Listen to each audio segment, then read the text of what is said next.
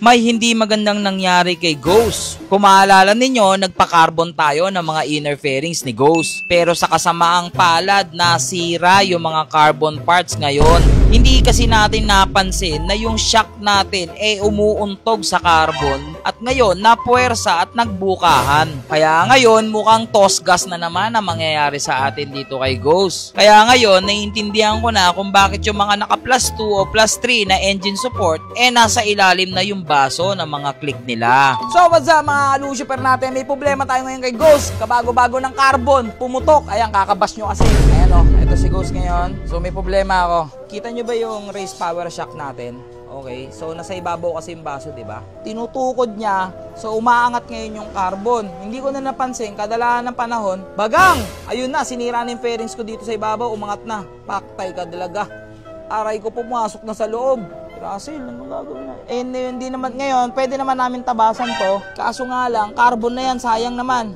So may isa kaming solusyon na naisip ni Kuya Russell. Magpalit ng shock na nasa ilalim ang baso. No, Kuya Russell? Palitan ng shock? Puti yan, gastos talaga. Paninda na, nakabit pa kay Ghost. Diyos ko naman. Wala tayong choice. Paninda na, nakabit pa. So by the way guys, ito yung mga paninda natin na mga Indo. Paparating pa iba. So, ito yung KYB natin. Isang Elite. By the way guys, yung pamigay ko nito sa December 5 na. Kay Alpha. Ito, Elite tayo. Yan, lagay natin to. So, ito yung kakabit natin ngayon. Nasa ilalim na yung baso. Love ko pa rin ang race power, pero kasi nasisira yung carbon natin eh. So, ngayon, ito is fully adjustable pa rin. May rebound, may preload, may compression. Ayan. Kuya Russell, I need backup. Sige na, Kuya Russ, bago pa matuluyan yung aking buong carbon. Ito muna. Dapat talaga, may gagawin kami ngayon na iba. Problema, bumuka yung carbon ko, kaya ito muna, Kuya Russ. Tapos ito pa, humahataw kasi ako ng isang araw, lumipad yung tornilyo. Aray ko, ba't parang minamalas si Ghost natin?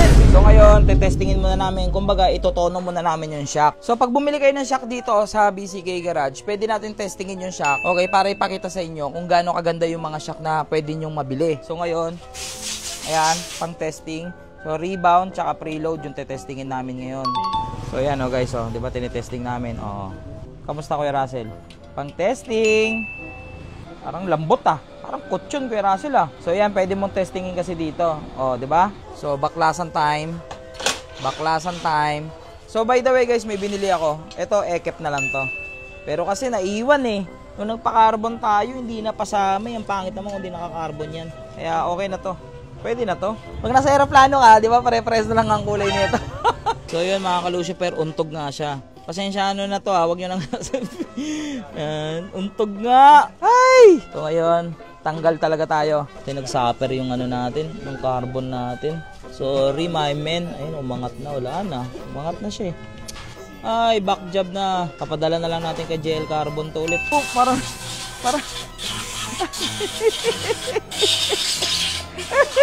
ang lalim nun. Balat, parang alam mo yung sinulid, yung inatak na gano'n. Tinan, okay lang. So guys, medyo madumi lang to. So, lilinisin ko lang. Okay na okay pa rin to. Syempre, big shoutout sa Race Power. Sa Race Power, sobrang solid ng shock na to. Ayan So, syempre, ito, pamimigay ko na to sa inyo. Dahil hindi ko na to gagamitin eh. Pamimigay ko na to. Pa maganda dito sa KYB, pwede pa naming i-adjust. Diba 310? Pwede ko pang gawing 313, 312. Ayan. Grabe, sinira na yung carbon ko. Wala lang, late notice talaga eh. Ganun talaga, di naman natin malalaman kung di natin masusubukan eh. Ngayon, nalaman ko na kaya pala nandito yung mga baso ng mga naka 3.5 na engine support or plus 4, sa pull na kasi talaga dito. Now I know. So ngayon, papalit kami ng sensor. Ito, sensor. Ang dumi ng motor ko. Huwag nyo nang laitin. Meron kasi tayong gagawin dyan, kaya hindi natin hindi natin nililinis yan. Alam nyo ba yung tinatawag na vapor blasting? So, babay na old sensor. Pasensya ka na Ghost sa lahat ng dapat ipa-carbon, hindi na pa-carbon to. Naiiwan eh. Again yung basher natin, for sure, titirahin nyo yan. Easy lang kayo. Vapor blasting kasi yan. Hindi na mahalata yan kasi katabi niya, puro original. Tapos yun nandito, original. Hindi na mahalata yan, Kuya Russell. So, ayan na, nakakabit na. Wow, pumogi, bumagay. Nagkaroon ng kulay dito sa likod. Ayan na di ba? Okay na siya ngayon kahit papaano. Pero yun na nga lang, may tama pa rin. Ano ba diskarte dito sa mga solid na mga nagbibuild dyan? Gusto ko sintabasan eh, pero tabas na lang ba talaga ang sagot? Pa-comment naman ako kung tabas na lang ba talaga ang sagot dito or may iba pang sekreto. Baka pengin makahingi ng tips. So, syempre, KYB, tumaas yung likuran natin, no? Nagkatindig lalo. Tumaas yung petan. Parang nawala yung tindig ng motor ko. O, para mas makita nyo, tapos i-judge nyo, no? Kung tama ba yung paningin ko. Parang nabawasan yung tindig niya. Eh, pasukan muna natin ng montage.